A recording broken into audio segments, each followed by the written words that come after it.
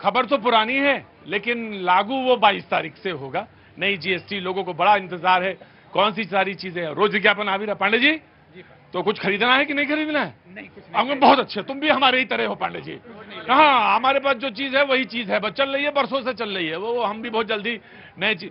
तुमने ले लिया? हाँ, ले लिया। क्या? कुर्ती ली है। स्कूटी ले ली है ना?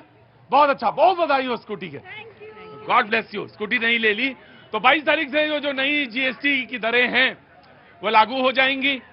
और जो ये 12 और 28 नहीं 15 और 28 है कि वो हटा दी गई हैं, उसकी जगह दूसरी जो 2 हैं वो लागू होंगी। बहुत सारी बातें हैं, नवरात्र के फेस्टिव सीजन है। अगला हफ्ते से हमारा टूर जो है बिहार में शुरू हो जाएगा और मेरा पहला शो जो है वो गया में है, उसके बाद नवादा में है और उसके बाद पूरा बिहार घूमते हुए मैं दिवाली के बाद थोड़े दिन के लिए, हो सकता है दिवाली के 1-2 दिन पहले मैं यहां आऊं और उसके बाद फिर से मैं वापस बिहार पहुंच जाऊंगा और आपको नवंबर के आखिर में फिर यहां पे शो में आएंगे। तब तक तुम अपनी जीएसटी में वो जो स्कूटी है वो बिल्कुल ठीक रखो, उसी में तुम्हारे साथ घूमने चलूंगा मैं, ठीक है ना? गॉड ब्लेस यू बेटा, God bless you, God bless you. जी हाँ जी, आप कुछ कहना चाह रही थी? जी सर, मैं ये कहना चाहती हूँ कि ये आत्मनिर्भरता की जो बात हो रही है हमारे देश में, मोदी जी ने जो कही, सर हमारे माननीय प्रधानमंत्री कहते हैं, हाँ। तो क्या हमारे देश में ये शराब, ये दारू, गुटखा, सिगरेट, ये खा खा के क्या हमारे जेनजी क्या आत्मनिर्भर हो रहे हैं सर? और मैं बिहार की हूँ, मैं योग शिक्षिका हूँ, पहले भी आई हुई हूँ यहाँ पे सर। मैं ये कहना चाहती हूँ सर कि आखिर ये हम जो कहते हैं हिंदू मुस्लिम या मंदिर मस्जिद, ये कर करके क्या हमारी देश की सचमुच में हमारी देश की नैतिकता और मानवता बढ़ जाएगी सर? नहीं, बिल्कुल नहीं। हमको जिस रास्ते पे चलना है उसमें यह है कि अगर आत्मनिर्भर बनना है तो सबका सहयोग, सबका साथ, सबका विश्वास और सबके साथ ही वो चीजें हासिल हो सकती हैं। अकेले किसी आबादी को काटकर ये आप सोचें कि ये अलग है, ये ना तो मेरा विश्वास है, ना तो जो देश में मौजूद हैं, जो सरकार चला रहे हैं उनका है। जी देखिए, अटल बिहारी वाजपेयी जी ने बहुत अच्छी पंक्तियां कही थी कि पार्टियां आएंगी जाएंगी, सरकारें आएंगी जाएंगी, पर यह देश रहना चाहिए। प्रधानमंत्री श्री नरेंद्र मोदी जी ने यही बात कही कि 2047 तक हमको विकसित बनाना है। तो प्रश्न ये उठा रहे हैं कि वो खुद रहेंगे क्या? हम पेड़ इसलिए लगाते हैं कि हमारे बच्चे, हमारे पोते उसका फल। मुझे तो बड़ा आश्चर्य हुआ कि कांग्रेस के प्रवक्ता ने कहा कि क्या वो रहेंगे। अरे रहेंगे से क्या मतलब है? पेड़ हमने लगाया है, ये मेरा बीज है। क्या नेहरू जी प्रधानमंत्री बने तो उसके बाद उन्होंने सोचा था कि जब उन्होंने रिहंद बांध बना रहे थे कि हम तो रहेंगे नहीं?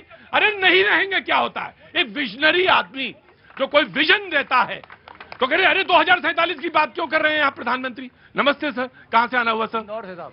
अरे वाह, साफ सुथरी नगरी से आए। जी साहब, क्या नाम है? संजय नवेरिया। ये तो सौभाग्य मेरा कि मैं वहां पे हूँ इंदौर में। यहाँ आके थोड़ा लगता पता नहीं कहाँ आ गया। हाँ, यहाँ थोड़ा सा तो है, ये बात है, लेकिन हम लोगों को इस आदत में सुधार करनी चाहिए और जो लोग रहते हैं उनको जानी कर। आओ जंजी, आगे आओ, आगे आ जाओ, आगे आ जाओ। नहीं बोलना है? क्या बात है, क्या नाम है तुम्हारा? मनीषा। मनीषा, क्या कर रही हो? स्टडी। क्या पढ़ रही हो?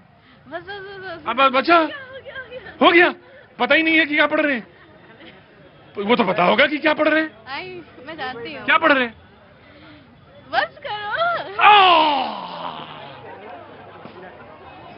पूछो साहब, सब कुछ मत पूछो। अनुभव क्या कहता है? जिंदगी से मैंने पूछा तो ये क्या कहता है ये मैं जानना चाहता हूँ।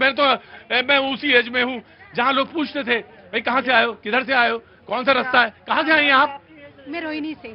रोहिणी से। हाँ जी। आज इनको हर चीज बताने में ऐतराज होता है कि माँ बाप ने ये पूछा तो क्यों पूछा। लेकिन व्यक्तिवाद है, व्यक्ति जो है महत्वपूर्ण, वो जिंदगी के जो एजेंडा है उसमें वो बहुत महत्वपूर्ण है व्यक्ति का विचार। बहरहाल हो सकता है सारे लोग नहीं, वो नहीं बताना चाहती, प्राइवेसी भी होती है कोई चीज जो उन्होंने कहा। हाँ जी, नमस्ते सर। सर मैं ये बोलना चाहता हूँ, व्यक्तिवाद महत्वपूर्ण नहीं है, उनके जो विचार वो प्रकट कर रहे हैं देश के प्रति वो महत्वपूर्ण है। बस मैं मानता हूँ विचार जो है वो आज पौधा लगाया जाता है वो हजारों साल पुष्पित और पल्लवित होता है। आम आदमी पार्टी को एक मौका देना चाहिए। देखिए, मुझे लगता है कि वो जो बहन जी ने हमारे सामने बात रखी, वही बात इस देश का मर्म है। यही बात बाबा साहब महात्मा गांधी जी ने कही। यह देश कभी भी हिंदू मुसलमान की राजनीति करने से नहीं होगी। भारतीय जनता पार्टी के अगर ये नाम हटा दिया जाए हिंदू मुसलमान, इनके पास 4 शब्द नहीं है बोलने के लिए। मैं इनको चैलेंज करके बोलता हूं। क्यों? क्योंकि अगर देश का नागरिक हिंदू मुसलमान पे छोड़ के बात करेगा तो इनसे पूछेगा कितनी रोजगार दिए, कहां गई भ्रष्टाचार। मैं प्रधानमंत्री मोदी जी की सबसे बड़ी तारीफ इस बात की कहता हूं कि जैसे मनमोहन सिंह जी ने कहा था पहला हक मुसलमानों का है, अकलियतों का बोला था ना, उन्होंने है ना बोला देश के संसाधनों पे। मैंने वो ये भी कह सकते थे कि जो जितना भी पीछे का वर्ग है, माइनॉरिटी है उसमें, लेकिन मुसलमानों का स्पेशल नाम लिया। नहीं, मुसलमान नहीं कहा था, उन्होंने कहा था माइनॉरिटी। एक लास्ट बोले चाहता हूं, इन सब लोगों को कहना चाहता हूं, कान खोल के सुन लो, तुम जो मर्जी कर लो, युवाओं को भड़का लो, लेकिन एक लाइन याद रखना, मोदी जी की एक आवाज पे 100 करोड़ लोग जब तालियां बजा सकते हैं तो उखाड़ के फेंकेंगे तुम्हारे मंसूबों को।